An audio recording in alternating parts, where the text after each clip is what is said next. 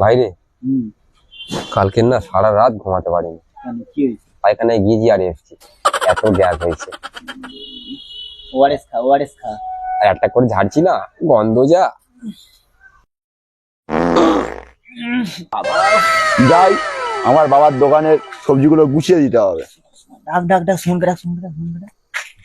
এই সুমন, দেখো যে অনাঙ্গ গুলো একটা শুভ কাজে যাচ্ছে, কিরম ভাবে ডাকছে পেছন থেকে।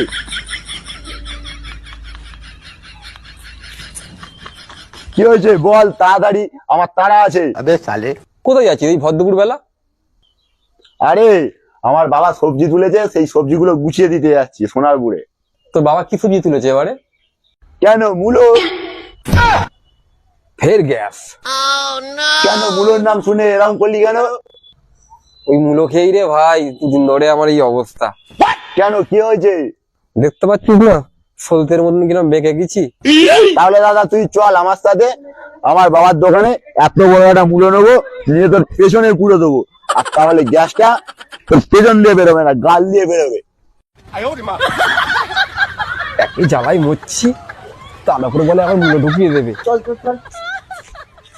শালা আমার পেছনে লাগতে এসছিল, দিয়েছি এত বড় মূলো ঢুকিয়ে।